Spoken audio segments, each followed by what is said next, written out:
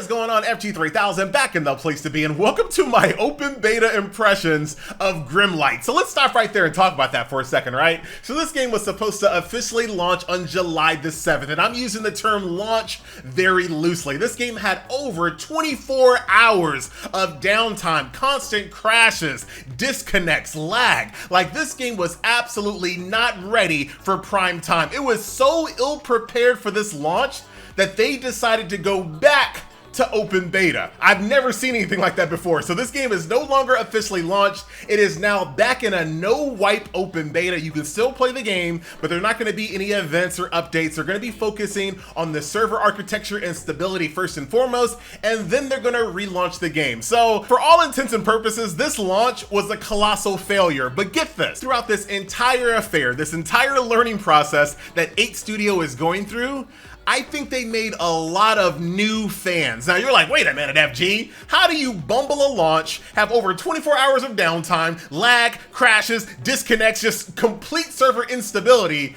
and create new fans?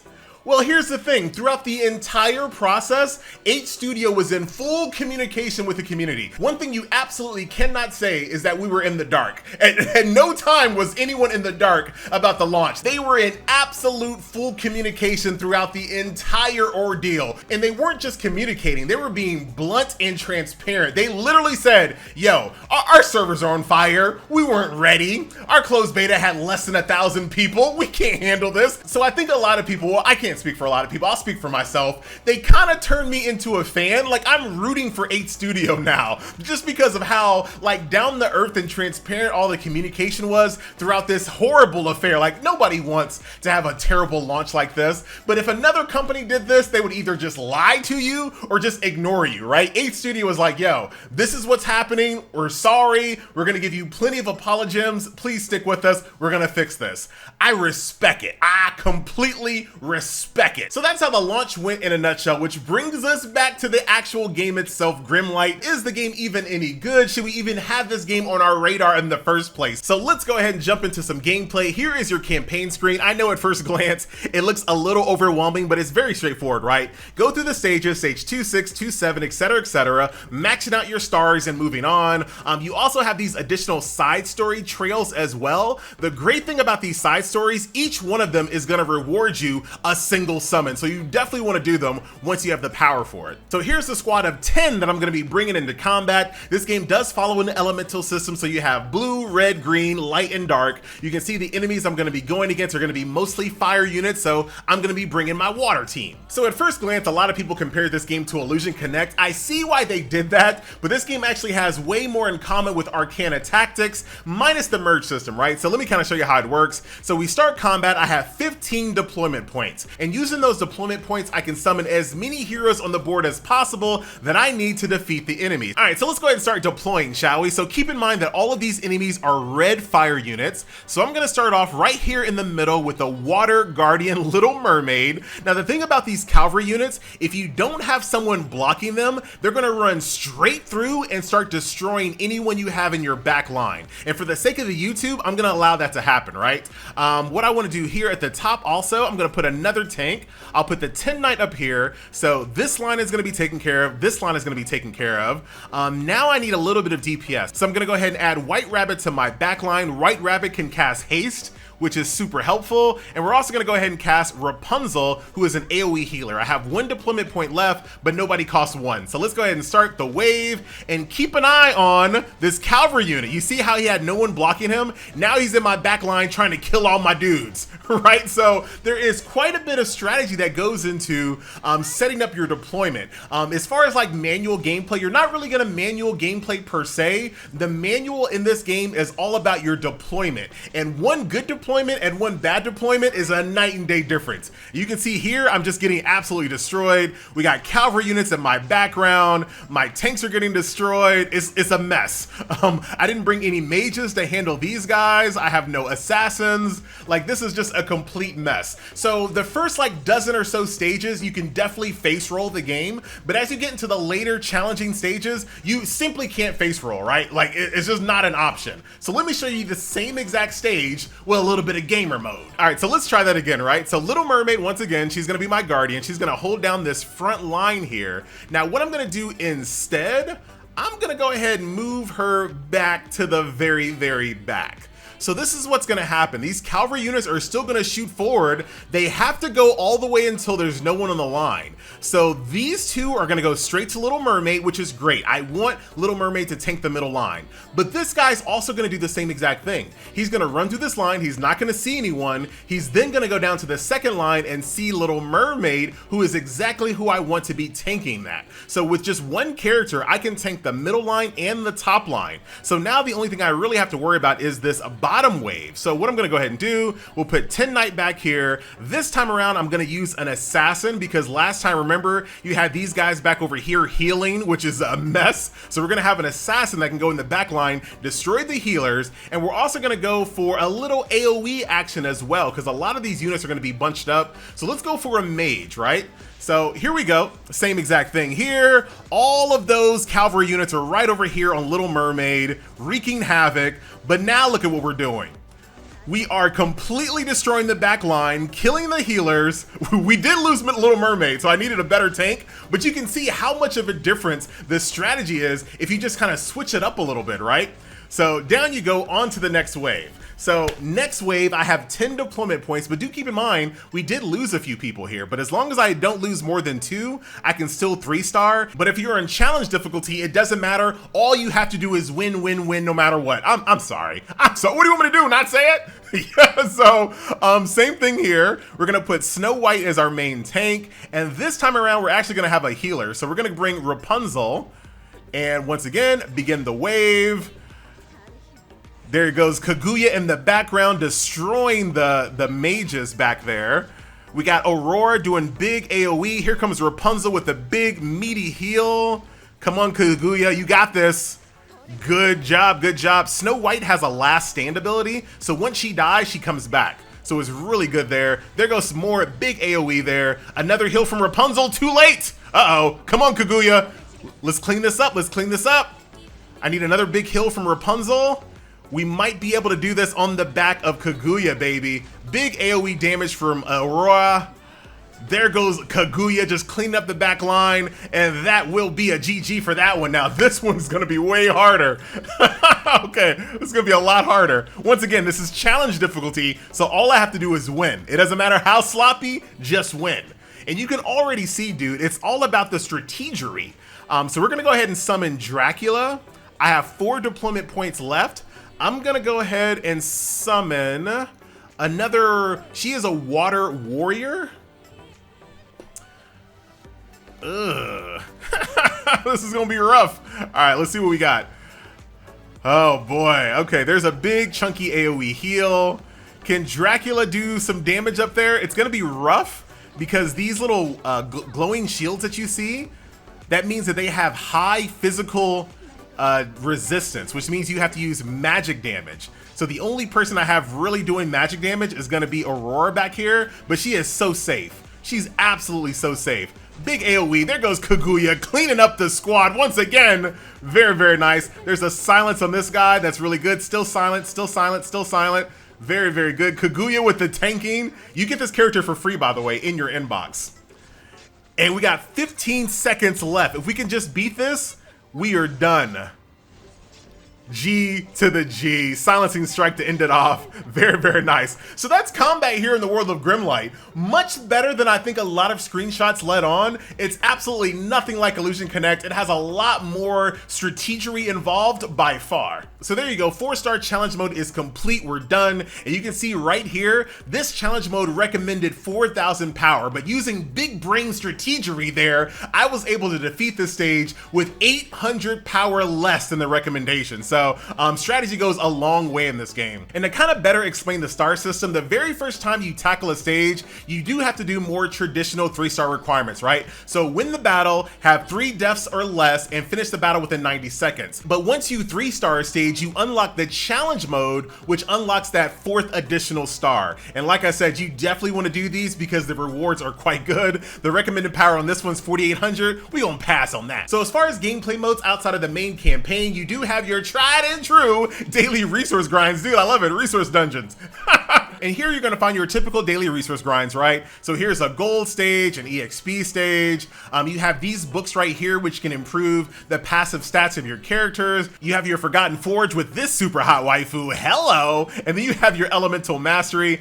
These change depending on what day it is. So right now, it's Water Day and Dark Day. So if you wanna power up the skills of your individual characters, you'll grind these dungeons, get these materials, and then you can upgrade their skills, their attacks, their heals, things like that. And I'll show you what that looks like once we do some summons. So another gameplay mode that's available is called Path of Midnight Tears. As you guys can see, it is separated based on level. And within these sealed stages, you have these individual challenges. So check this one out. So if you want to tackle Rift 1, here are the buffs and debuffs that your team is going to have. So your buffs are going to be all of your Guardian class heroes are going to have plus 10 damage reduction, but on the flippy flip side, all of your heals are reduced by 50%. So this is a type of gameplay mode that encourages you to have a real diverse roster. So here you want to bring as many Guardians as possible, and you probably don't want to bring that many heals because their heals aren't really going to be effective, right? So that's what the Path of Midnight Tears is all about. And of course, you got some good old-fashioned PvP, you versus an AI opponent. The player has so many advantages though, right?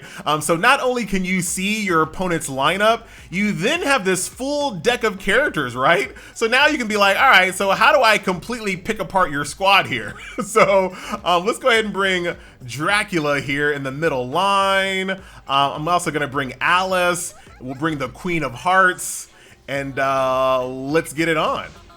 So let's see how we do here. Oh, look at Kaguya going in the background and destroying my Queen of Hearts. Dude, I should have known better. I literally explained this. But I think we'll be okay. There goes Dracula. Dracula is so good. He's not a waifu, but he has lifesteal on his attack, which, as you guys know, in most games, having lifesteal on a DPS unit is really, really good. So he can keep himself topped off pretty well. But that's PvP, pretty straightforward. All right, so let's go ahead and do this good old-fashioned summon session. So right now, as you guys can see, it takes 100 summons to get a guaranteed 5-star. The banner characters right now are Alice and White Rabbit, who I have both of. Alice is phenomenal. You definitely want to get her. So for this video, let's go ahead and do just the basic premium banner. We'll let the full summon animation play out. Some people say they didn't like the summon animation, but I do like it a lot. This typewriter, like the whole aesthetic, I think is just really well done. We have seen, you know, fairy tale style hero collectors before, but I do think this is the very best gacha to do the fairy tale aesthetic that I've ever played, like by far. So let's see if we get anybody good. Cowardly Lion, more Cowardly Lion dupes. Safi, I don't know who you're from. We got Belle from Beauty and the Beast, the Huntsman, and anybody good here? I think they're all gonna be a bunch of dupes. Let's go ahead and just burn out all of our currency, shall we? And you can tell if you're gonna get a high quality summon based on the color of the typewriter. You can see right there, that was purple. So we can just do rapid fire here. We got a bunch of Hansel dupes, nothing to speak of there. Let's keep going. All the currency that I'm using right now is going to be free to play currency. And you can also see the game is still quite laggy, but once again, it's an open beta now. They can say that. This is going to be a legendary pool. So let's see who we get out of this one. Dude, we've been getting some really good luck on this account. I'm glad this is a no white beta because I don't want, ooh, Winter Queen. Dude, calm down, FG. This is who I wanted. I really wanted Winter Queen. Very nice. Skip all this other nonsense. Who cares? All right, so we got Winter Queen. Very, very cool. Now, this game also has a weapon banner, but do keep in mind the currency to summon heroes and the currency to summon weapons is completely different. So you don't have to like pick and choose, you know, based on, ah, man, do I want to use my currency on heroes and weapons? The game is going to give you weapon summons. The game is going to give you hero summons, right? So you can kind of do what you want. And of course, if you want, you can use your Cash App currency to summon on any banner you choose to. That's completely up to you, depending on what you're trying to go for. Can we get some good weapons, though? I really do want some good gear, but this looks like we're just going to get completely shafted. Part of me wants to do a full 10 pool on the weapon banner, but I ain't gonna do it. I'm not gonna do it right now. I'll get weapons elsewhere. There are a lot. Oh, that's a pretty good weapon. There's lots of weapons in the PvP store, so not to worry. Dude, I'm super excited about getting the Winter Queen here. So Mage, Water, Magic type. She costs 4 to summon. 5-star. Her traits are this. So her basic attacks inflict frost, which is minus 15 movement speed and minus 15 attack speed. Her basic damage is AoE, and then all enemies take 10% damage per second while the Winter Queen is on the field. Dude, that's good. Her active ability, she unleashes a blizzard in a large area that deals damage for 3 seconds. Enemies with the frost debuffs will be frozen. Then her passive, every 3 hits, mystical ice crystals will strike 2 random enemies. Dude, she's overpowered. She's totally overpowered. All right, so let's start getting this character powered up, right? So you have EXP, so I can go ahead and level her up. Only 9 levels, that's not enough for me. So what we can do, check this out. All right, back into combat. I'm gonna run this EXP stage real quick so I can get some more resources for our Winter Queen. Dude, I cannot wait to get her because all these enemies are fire. So she is gonna be really, really good here. I got 3 more points. Let's go for Hansel in the background there. Let's get it on. Oh yeah, easy clap. This is a 4,000 recommended stage here, and I'm like well under it for my water team. But it looks like they're gonna do pretty well here. I'm gonna turn off auto skill for right now, just to save my ultimates for this next wave. Let's go ahead and bring in Rapunzel. Turn on auto skill, begin the wave. And can we get some big damage here? Very, very nice. Hansel's in the background, trying to solo here. Like, he's really good at going in the back line and destroying people, but he's also really, really hard to keep alive. So this guy right here walks really, really slow, so I'm not too worried about him, actually. You know what I'm gonna do? Check this out. I'm gonna move Snow White all the way here to the back because this guy walks so slow, it's gonna take him forever to get to me. So I'm gonna be tanking him on this line, I hope. I hope. All right, let me see how my strategy works. Okay, he's still walking, I mean, it wasn't the best strategy because we walked up here, so it's not the best, but whatever. I'm still thinking. The game has me thinking. And that is, dude, I love it. Like, we finally have another gacha game that requires a little bit of strategy. And I know I compared this game to Arcana Tactics earlier in the video. That game definitely has some strategy in it as well. So not to take away from that, but this game, in the same vein of Arcana Tactics, maybe Brave 9, Poop Dust, whatever that game was called, I forgot.